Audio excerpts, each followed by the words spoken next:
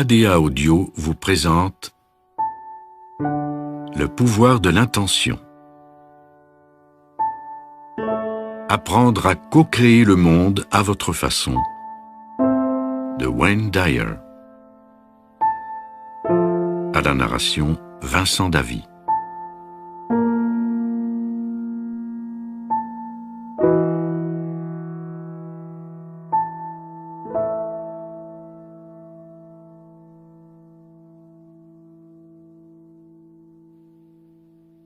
Une nouvelle perspective sur l'intention.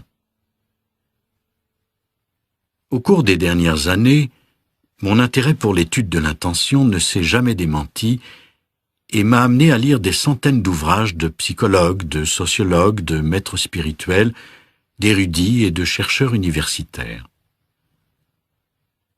Mes recherches ont révélé qu'il existe une définition communément acceptée de l'intention comme étant un but ou un dessein clairement affirmé, accompagné de la détermination d'obtenir le résultat désiré. Si vous êtes l'une de ces personnes qui n'abandonnent jamais et qui portent en elles une image mentale qui les pousse à réaliser leurs rêves, vous correspondez à la description d'une personne ayant une intention. Vous êtes un fonceur.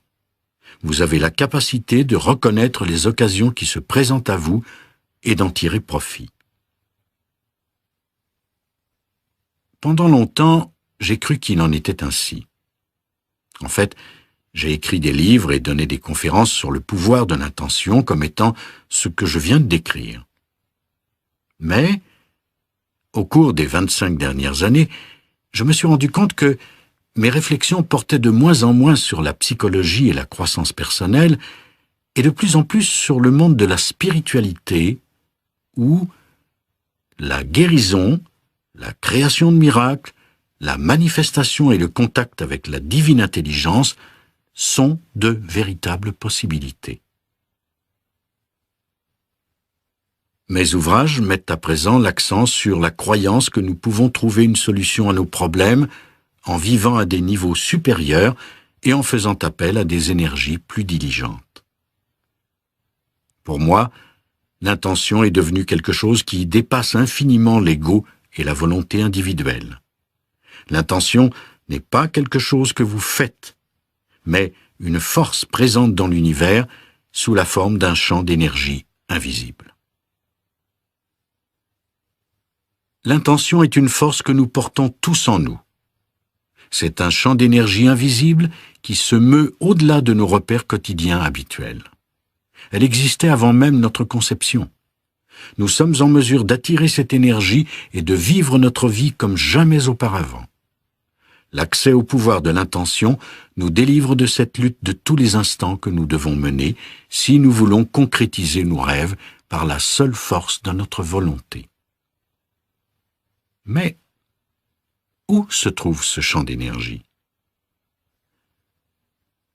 Certains éminents chercheurs croient que notre intelligence, notre créativité et notre imagination interagissent avec l'énergie du champ de l'intention plutôt que d'être des pensées ou des éléments de notre cerveau. Le brillant scientifique David Bohm suggère que toutes les influences et les informations qui régentent l'univers sont présentes dans un monde invisible et que nous pouvons y faire appel lorsque nous sommes dans le besoin. Alors à la question « Où se trouve ce champ d'énergie ?», la réponse est « Il n'y a pas un seul endroit où il n'est pas », puisque l'intention fait partie intégrante de tout ce qui compose l'univers. Ceci est vrai pour toutes les formes vivantes, qu'il s'agisse d'un animal, d'un rosier ou d'une montagne. Même la création et la vie du moucheron portent l'empreinte de l'intention. Le petit gland, n'ayant en apparence aucun pouvoir de penser ou d'élaborer des plans pour son avenir, est lui aussi issu du champ invisible de l'intention. Si vous coupez le gland en deux, vous n'y trouverez aucun chêne majestueux, mais vous savez qu'il est là. Au printemps, la fleur du pommier n'est qu'une jolie petite fleur et pourtant l'intention est inscrite en elle et se manifestera durant l'été sous la forme d'une pomme. L'intention ne se trompe jamais. Le gland ne se transforme jamais en citrouille et la fleur du pommier ne donne jamais d'orange. La nature se développe toujours en harmonie avec le champ de l'intention. Et nous aussi, nous avons été voulus par ce champ d'énergie. Il y a dans notre ADN ce que certains appellent une vision d'avenir, présente en nous dès les premiers instants. Au moment de notre conception, lorsqu'une minuscule goutte de protoplasme humain s'unit à un œuf, la vie débute sous sa forme physique et l'intention prend aussitôt en charge le processus de croissance. La structure de notre corps, notre aspect physique, notre développement sont orientés dès notre conception. L'intention s'occupe de tout en notre nom. Elle fait pousser mes ongles, battre mon cœur et digérer mes aliments. C'est elle qui écrit ce livre et elle en fait tout autant pour chacun d'entre nous et pour tout ce qui existe dans l'univers. Essayez d'imaginer une force qui est partout à la fois, une force qui vous suit partout où vous allez.